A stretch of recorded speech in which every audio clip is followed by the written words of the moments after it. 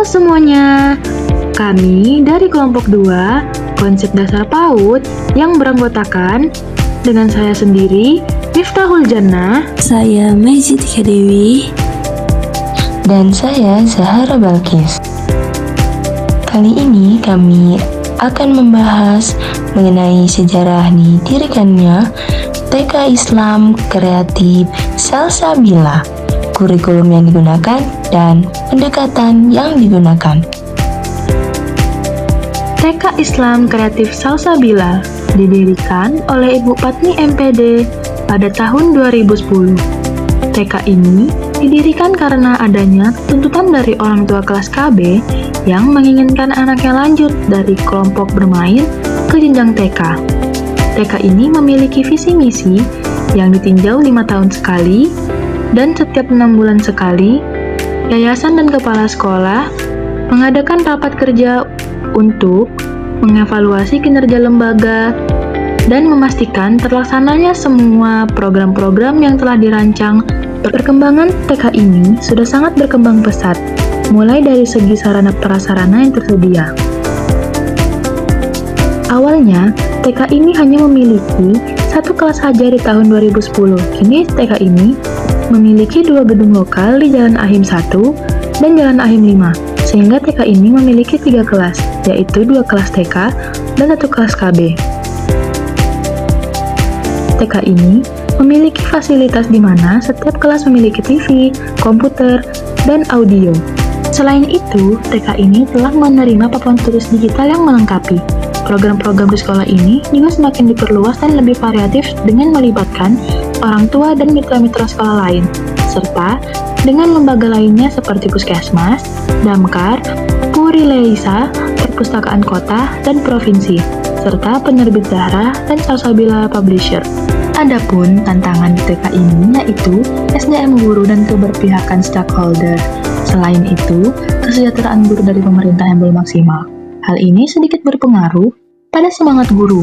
Walaupun ada tantangan di TK ini, tidak menghalangi keberhasilan untuk menjadi guru yang terus berkreasi dan berinovasi. Kepala sekolah memberikan dorongan menjadi sekolah penggerak ke tahun 2022 dan sekolah sasaran pembelajaran mendalam tahun 2025. Kepala sekolah di TK ini juga memberikan dorongan kepada guru-guru untuk mengikuti kegiatan seperti BIMTEK, workshop, dan studi tiru, khususnya terkait pendidikan inklusi, untuk meningkatkan kemampuan dan pengetahuan guru-guru di TK ini. Awal berdiri TK Islam Kreatif Salsabila pada tahun 2010 hingga 2018 menggunakan kurikulum KTSP. Kemudian berganti kurikulum pada tahun 2013 menjadi K13 kurikulum Merdeka, dan sekarang ini menggunakan kurikulum Doc Learning. Penyesuaian guru ketika ada perubahan kurikulum yaitu belajar dari pengalaman guru-guru sebelumnya yang sudah merasakan kurikulum tersebut, atau bisa juga bertanya dengan teman sejawat dan juga mengikuti kegiatan workshop. Kurikulum yang digunakan sekarang sudah sesuai dengan kebutuhan perkembangan anak usia dini di TK Islam Kreatif Salsabila.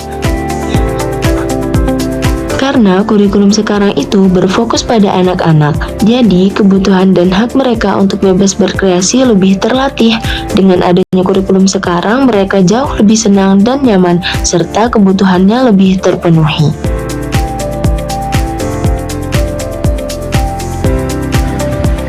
Jadi, di sini kami akan membahas beberapa teori yang menjelaskan bagaimana anak belajar. Yang pertama, ada teori konstruktivisme, yaitu anak membangun pengetahuan sendiri melalui pengalaman dan interaksi. Yang kedua, ada teori behaviorisme, anak belajar melalui stimulus, respon, dan penguatan perilaku. Dan yang terakhir, ada teori kognitif Piaget, anak belajar secara aktif dan melalui tahapan-tahapan tertentu dalam berpikir. Selanjutnya, kami akan menjelaskan tentang teori yang dijadikan landasan dalam perencanaan PAUD. Jadi, teori penting banget dalam perencanaan pembelajaran PAUD karena membantu guru memahami tahap perkembangan anak. Dengan memahami teori, guru bisa merancang kegiatan yang sesuai dan bermakna buat anak, sehingga potensi mereka bisa berkembang secara optimal. Teori juga jadi panduan buat menyusun kurikulum, kegiatan belajar, mengidentifikasi masalah, dan mengevaluasi hasil belajar anak dengan lebih efektif. Teori PASET diterapkan di PAUD dengan cara menciptakan lingkungan belajar yang aktif dan berpusat pada anak. Anak diberi kesempatan untuk bereksplorasi langsung menggunakan indera dan gerakannya. Guru berperan sebagai fasilitator yang memfasilitasi permainan dan interaksi sosial untuk membantu anak membangun pengetahuannya sendiri dan memahami konsep logis melalui pengalaman konkret. Guru di TK menerapkan scaffolding dengan memberikan scaffolding efektif dengan mengenali kemampuan anak, memberikan bantuan secukupnya, dan menguranginya secara bertahap. Guru juga bisa menggunakan cara seperti demonstrasi, petunjuk, materi visual, memecah tugas menjadi kecil, dan menyesuaikan dukungan sesuai kebutuhan anak untuk membantu mereka belajar dan berkembang. Dengan demikian, kita telah memahami tentang kurikulum, lembaga, dan teori di TK yang menjadi dasar dalam menciptakan lingkungan belajar yang kondusif dan mendukung perkembangan anak.